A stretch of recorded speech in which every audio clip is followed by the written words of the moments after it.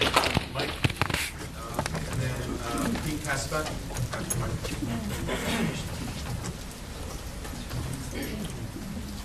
Thank you for this opportunity. My name is Mike Tesaro, and I represent the New Jersey Environmental Lobby. I'm going to try not to echo a lot of what Jeff said. Our problem is, as Bill Wolf mentioned, part of this is how is it all going to play out. This is a plan to have a plan. It's the Ross Perot of state plans here. And it's troubling because it talks about economic growth, and only pays lip service to environmental protections. It only pays lip service to putting infrastructure to where we have the resources. New Jersey just delayed its water quality management plans. So we don't know where sewers are, we don't know where water supply is, but yet we're going to go forward with growth and targeting economic development where there may not be water supply. And that's not smart because that costs us money to put that there. You talk about economic growth, and you pay the lip service to environmental protection. They're not mutually exclusive. We can take this opportunity and do a plan that is proper and correct, and make sure our economy grows, continues to grow, and make sure that as we're growing our economy, we're cleaning up our environment. As Jeff mentioned, air quality is not what it should be here in New Jersey. Water quality is just as bad, and if not worse. 3% of our water supports all the designated uses under the Clean Water Act. 60% of our waters are not clean enough to support aquatic life. 16% of our waters are safe for drinking. Only 16% of our water. All right? I'm sorry, 16% is safe for recreating on it, for fishing, boating, swimming. That is not the state of New Jersey I want. I want to be able to take my kids fishing. I want to take my kids to boating. We are seeing in the Barnegat Bay the desire to put immense economic and financial resource into clean it up. Why do we have to clean it up? Because we planned poorly. We put tons and tons of development and impacted the bay. It impacted tourism, which is an economic driver, the third largest in this state. We're impacting fisheries, which is an economic driver. We're one of the largest seafood ports in this country. So as we degrade our environment, we are degrading our economic opportunities. And I think this plan needs to have a lot more about how we are going to resolve those conflicts, how we are going to align them. And one of the, again, troubling things is, when you look at this plan, you look at the Executive Order 78, we're going to align and try to resolve these disputes. Well, a wetland is a wetland and needs protection because it protects its neighbors. It filters, it provides water supply, it provides erosion control, it provides flooding control. So it's protecting its neighbors. Just because it's in a growth area doesn't mean it deserves any less protection. As I read what little is in this plan, that's what I'm led to believe. These poor decisions, again, take a look at all of the communities that get flooded out along the Delaware and down Burke and Passaic. That is a huge economic suck on those families because every time it gets flooded out, they have to rebuild. And that is because we plan poorly. Open space provides a great economic return. For every dollar invested, at least $10 get back to the state. It also helps maintain property values, helps improve property values. So we need to have a plan in place to continue with that preservation. And last, I noticed that the priority investment area criteria has a whole system of how to put additional land into a priority investment area. But there is no mechanism in that I saw for a municipality or other area to say, no, we don't want this area into a priority investment area. And that there has to be that mechanism. So I mean, to sum up, take this opportunity and do it right so we are moving forward and reinvesting smartly in New Jersey, cleaning up our air, cleaning up our water, so we are an economic force. This plan, unfortunately, is going to take us down the road of short-term gains, which we're going to have to pay for 10 times fold. Thank you, Mike. And then Elaine Billmeyer after Mr. Tesco. Good evening. My name is Peter Kasselback. I work for an organization called New Jersey Future, and we've submitted a lot of technical comments about the plan, and we will submit a lot more technical comments as we go on. We support this plan because of three big reasons, and we see them in the plan now, but they're not refined to the point that we're, I think, comfortable that we're going to get the outcomes we're looking for. The first is that the plan talks about priority growth areas and priority preservation areas. It's very important that at the end of the day we're able to specifically identify these places where we want growth to go and where we want preservation to take place, because then we can line up the state's investments and we can truly be strategic. We think there's been a good attempt at the criteria at this point, but we still need some work to be able to really refine that. The second component is that what the plan does, and what I'm hearing sort of different tonight, is that the plan really looks at regional systems. I know that I don't want my town making decisions about the water supply in New Jersey or about the transportation system in New Jersey. I recognize that these things are regional in scope and that they have to be dealt with regionally. And this plan takes that step. We just need to make sure it actually can happen. And finally, the state, lining up the state investments and rules. It's been a big problem over the years that a developer can come in and get one answer from one department, a different answer from another department. Investments go to support one thing, and investments go to support the opposite thing somewhere else. So for this plan to even just be able to line up state investments and rules, which have become very large in New Jersey, is a huge benefit for this plan. So we support that greatly and want to make sure that there's the mechanisms in place to actually do that down the road. Now, personally, I live in Mercer County. I grew up in Hamilton Township. I grew up in a place where my little housing development was surrounded by farm fields and forests. We used to ride our bikes everywhere, get to walk through the fields and play in the fields. I go back there now, it's all housing developments. Now, I live in a place where I can walk to work, I can walk to the train station, and my family can live with one car instead of more. So what I personally want to see this plan be able to do is to make sure that we're preserving the last of our open space, which I happen to know is the least amount of open space in the country right now, as far as, the amount that's still developable in this state is only 20% of the land that's available. So I want to make sure that this plan can preserve those lands and preserve those spaces. But I also want to make sure that it's going to protect my choices to live in a place that is affordable and that gives me choices for transportation where I can only have one car. So I applaud the effort, and I hope that we continue down this path to really come up with a functional state plan. Thank you, Pete. Elaine, please, Hi, I'm Elaine Billmeyer from Chemung Township. The state strategic plan, for all its complexity and its volumes of consultant-speak language, has a monstrous omission. It omits any viable assessment or consideration of the effects of the plan on crime and the educational system in New Jersey.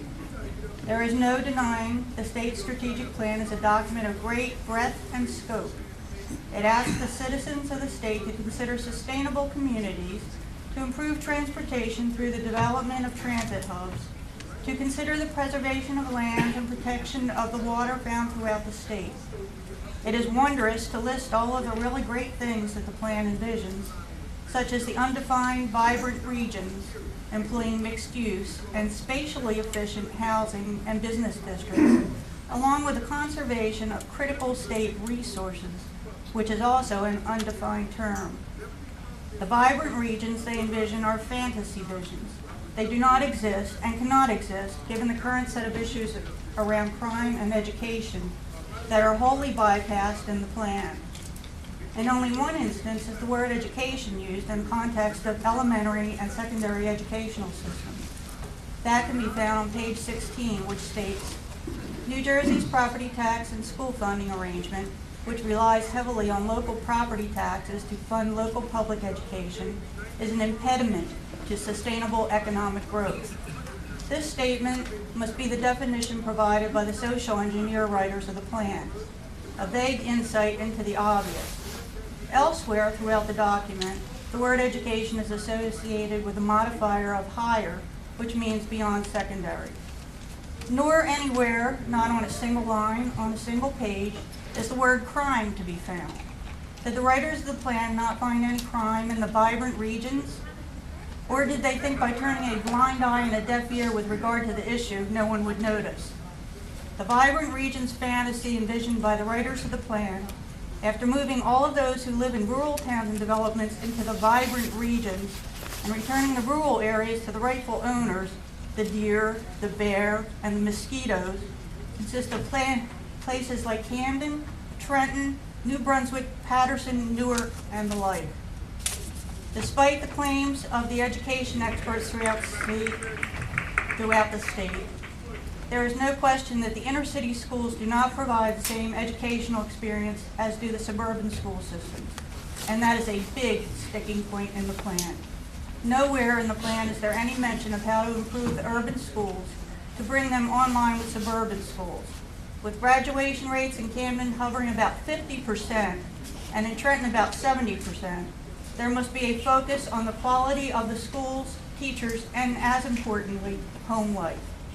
Without the participation of the parents, no amount of money, no amount of wishful city planning, no amount of social engineering is going to change the outcomes we have seen for the past 30 years.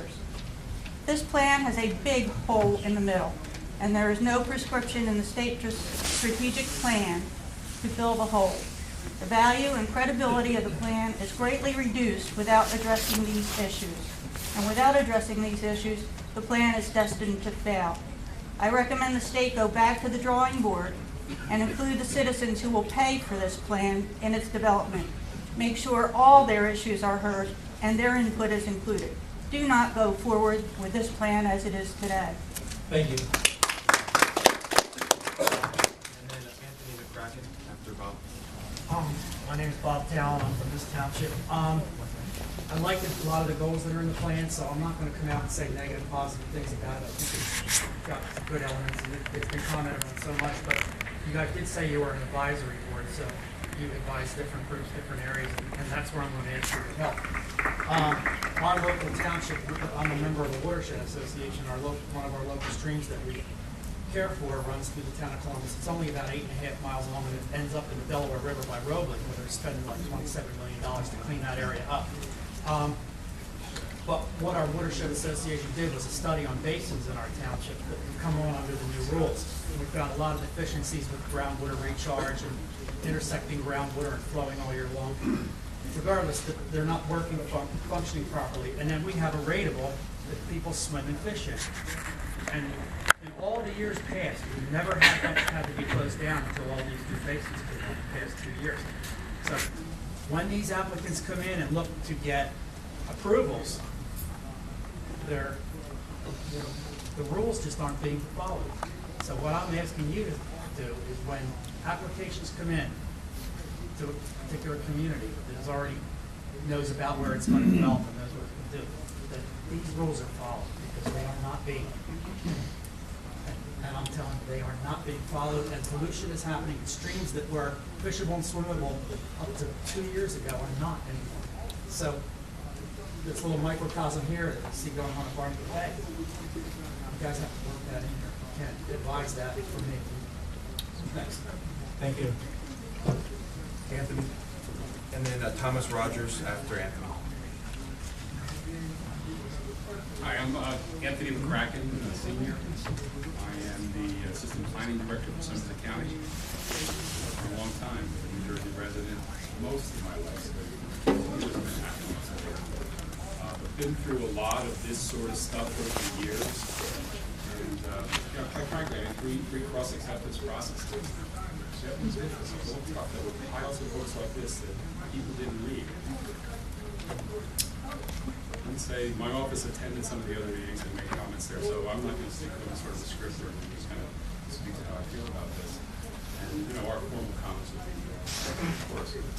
But this is really a way of sort of simplifying it and trying to incorporate, input from people and letting municipalities and your local government and your counties where you work together kind of put your input into this. I mean, that really is what it is. It's not top down, it's really bottom up. We've had so many meetings with our municipality. We have Every other month, we have municipal planning chairs. We pull in all municipal planning people, local officials, anybody else, public incoming. We sit down and we talk about these kind of issues. Dan came, spoke to everybody, all the municipal representatives sat down. Louise knows, I mean, we worked with her over the years. You know, she's one of our towns in Montgomery Township. And, you know, put together consensus, came up with recommendations.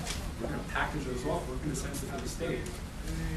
I think that's really a process. I mean, you people love the state. That's why you're here. I love the state. That's why we're working. I could be someplace else. All you guys can too. It's great that the state is incorporating your comments. The more comments they can take in, the better it's going to be in the process. It really is. You know, and you've given us the opportunity to talk. I'm really pleased about that. There's a couple of functional components you talked about from wastewater management planning. Yeah, we did that in our county too. We sent a notice to every single individual property owner that was affected by that plan. So they could come and tell us why we were wrong, tell us why we were right, whatever. We made that kind of a commitment to it. We did it.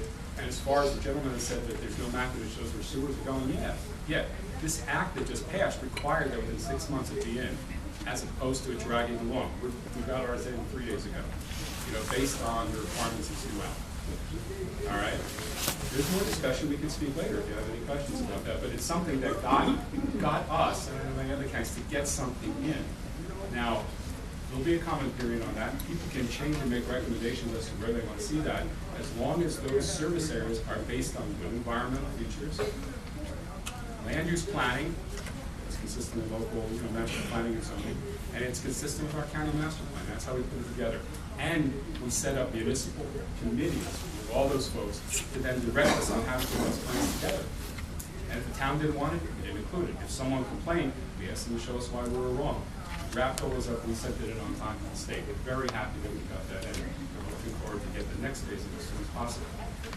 As far as the areas talking about, you know, priority investment areas, we have someone in the office that loves doing this kind of stuff. We came up with a zillion criteria that we felt mattered. As far as distance to, you know, high energy facilities, 600 kV lines, all that kind of stuff. We're trying to identify where that sort of growth should happen. Again, based on municipal zoning planning, municipal input, public input. We're going to then send that off. That's part of something that's required in the state plan. And lastly, because I know you want to wrap this up, time goes really fast when you're talking, is that this is kind of like a guidance document. You have a wedding planner, you know, you have vacation planners, you have all kinds of planners. This is just a plan, it's a framework. What's going to be important is keeping an eye on those state strategic plans that are part of this process when they come in.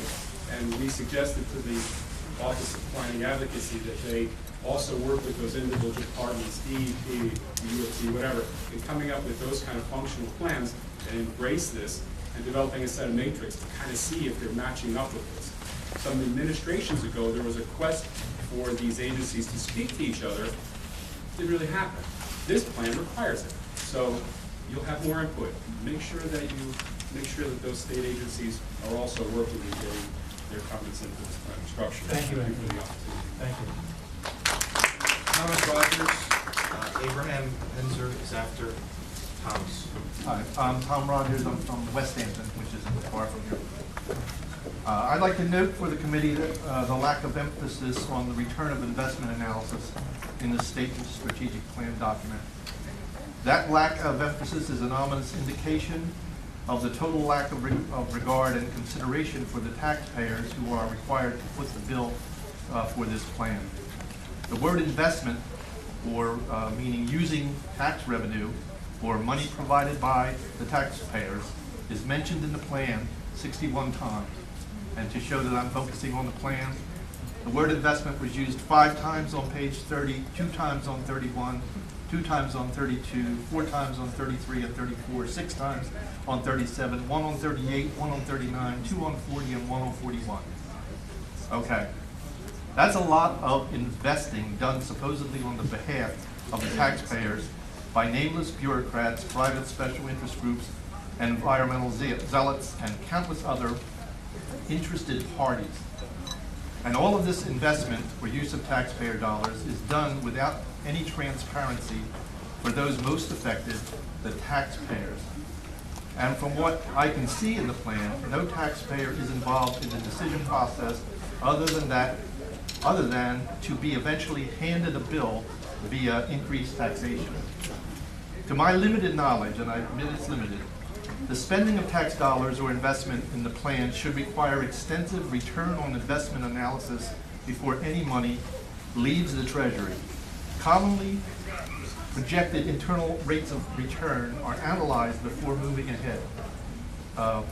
Commonly, project rates of return on investment are analyzed.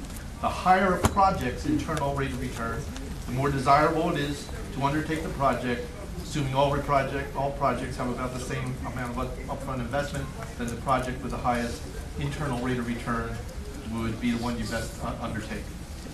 Your little lesson on investment there for me also. My question is, why is return on investment mentioned only one time in the plan? 61 times for investment, use of taxpayer dollars, one time in the plan for return on investment. And that mention can be found on page 33. I have a very deep concern about the return on investment claim that's also on that page. That claim deliberately states, I quote, "Recent studies have found that for every $1 invested in land preservation, the economic return on investment in terms of natural goods, services, and services averages approximately $4 based on $1 of investment." A 2009 analysis of the $400 million Green Acres Farmland Preservation Blue Acres bond measure concluded that every $1 invested in New Jersey would achieve a $10 benefit. Since they do not include tourism, job creation, property value, medical costs of other benefits, these studies actually significantly understate land preservation return on investment. End of quote. I do not believe this rate of return analysis is a real and honest analysis. In fact, it appears to be purposely deceitful to keep New Jersey taxpayers in the dark.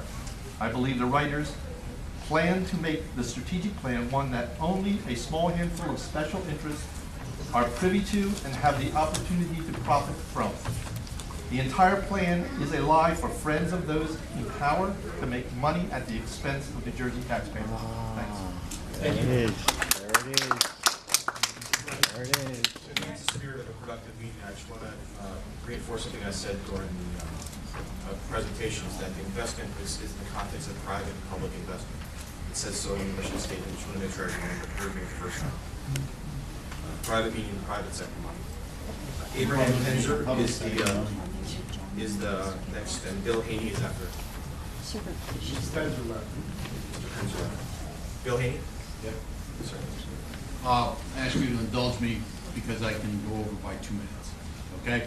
At the very heart... I'll let you go over 2 minutes, everybody. We have a lot of folks who want to speak. Okay, I'll speak as quickly as I can. At its very heart, the state strategic plan is one of the most racist documents produced and made public by the state. The prime directive of this plan is something called town centers.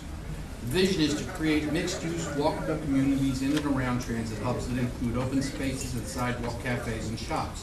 The idea behind the creation of the town center is to attract new workers, new businesses,